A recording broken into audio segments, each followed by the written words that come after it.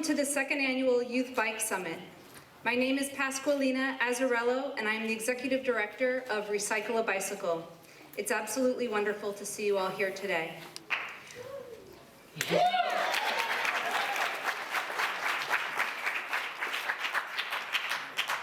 want to thank the generous sponsors of the Youth Bike Summit.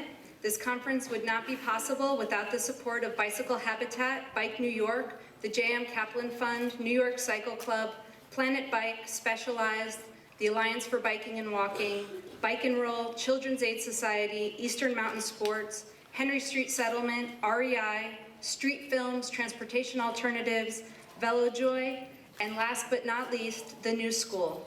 I'd like to extend a great thank you to the staff and to Mr. Mike McQuarrie for making this possible. Thank you so much.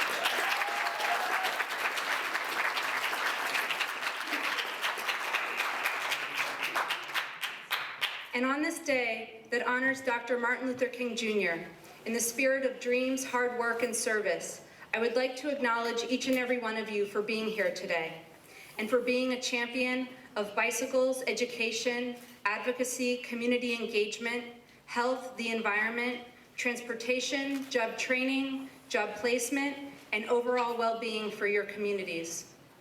I'd like to thank the youth and adult leaders of the Youth Bike Summit Steering Committee, who have been instrumental in the development of this year's conference. A special thanks to Bike Works in Seattle, Bikes Not Bombs in Boston, Neighborhood Bike Works in Philadelphia, Sibley Bike Depot in St. Paul, and Westtown Bikes in Chicago.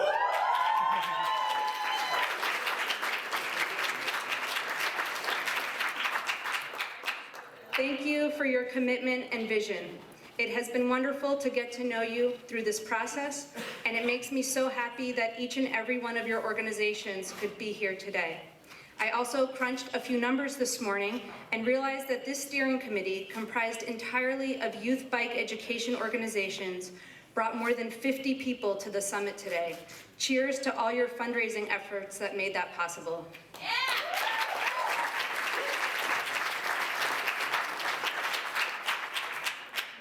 I'd like to thank Recycle a Bicycle's Board of Directors, who from the very start has supported the advocacy initiative of the Youth Bike Summit, along with exploring new possibilities for how Recycle a Bicycle can play an active role in the bicycle advocacy movement, especially in the realm of youth and community engagement. I'd like to thank the Recycle a Bicycle staff. You are 15 of the most dedicated and incredible people I know. You are amazing. The Youth Bike Summit would not have been possible without the heart and muscle of this incredible team.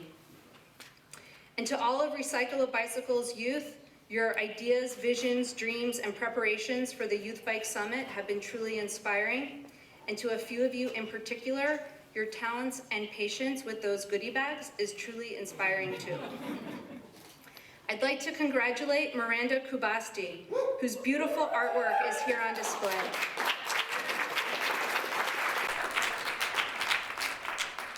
She is the winner of the Youth Bike Summit Art Competition, and Sterling Quinn, winner of the Youth Bike Summit Essay Competition.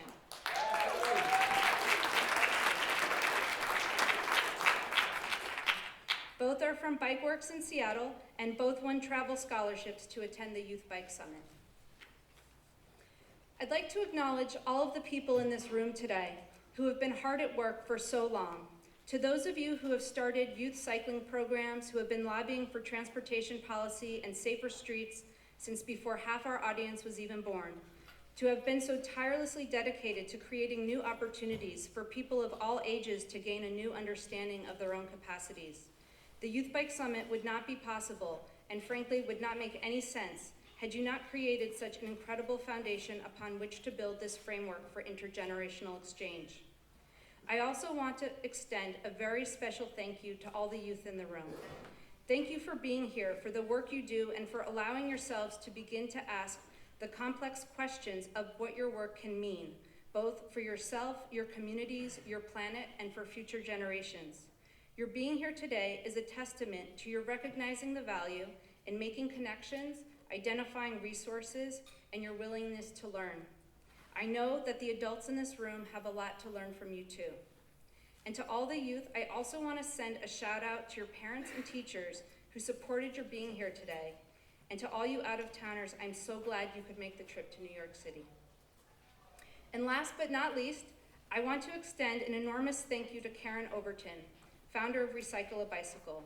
Thank you for all you have started and for all the gifts you give. You are my mentor and a dear friend, and it is truly an honor to work with you.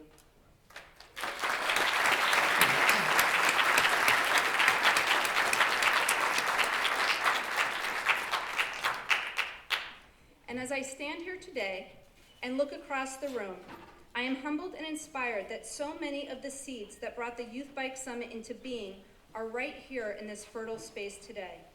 In fact, it was not too long ago, during a debriefing session on the bus ride home from the League of American Bicyclists National Bike Summit in 2010, that Kimberly White, Christy Nanko, Helen Ho, and I, still buzzing from the conference and inspired by our meetings with elected officials, began to discuss effective ways to engage youth in the bicycle advocacy movement. We had just participated in a smart and thoughtful discussion of broadening and diversifying the cycling movement, led by Allison Graves of the Community Cycling Center in Portland, Allison Manos from the LACBC, Anthony Taylor from Major Taylor Cycling, and Jay Firm of Planet Bike. We had just met Keith Holt from Milwaukee Bicycle Works and Neil Walker from the Atlanta Bicycle Coalition. And that's when we met Andy Clark, president of the League. And it was with a desire to make use of this inspiration to create a new opportunity for intergenerational exchange. By the time the bus arrived in New York City, we had conceived of the Youth Bike Summit. Along the lines of beginnings, one of my favorite things about working in youth bike education organizations is that I am oftentimes surrounded by people doing things for the very first time, doing things they didn't know they could do. People of all ages practicing patience and having the courage first to not understand and next to find their way. And it's a beautiful and important reminder to know that things do transform. And that's what this space we share today is all about. It's to call attention to the ways we're already very much connected. When submerged in the throes of our day-to-day, it might be easy to lose sight of this. But whether we are engaged in a local grassroots organization, city agency, statewide campaign, or national advocacy initiative, we must begin to recognize the symbiotic nature of our relationships. And the more we can get to know this potential that lives where our efforts overlap, the stronger and wider and deeper this movement can be. And there's a world outside this room that's transforming too. Just 2 days ago, New York City's Mayor Michael Bloomberg gave the State of the City address and included for the very first time in New York City's history, not only a mention of bicycles, but an unprecedented call for aggressive measures and enforcement for bike safety throughout the city. The measures include new regulations for reducing speed limits in school zones, increased protection for delivery cyclists, and even more miles of new bike lanes to support our city's continually increasing ridership and our bike share program that will launch this summer. All this to say, the stage is set, and the rest is up to us.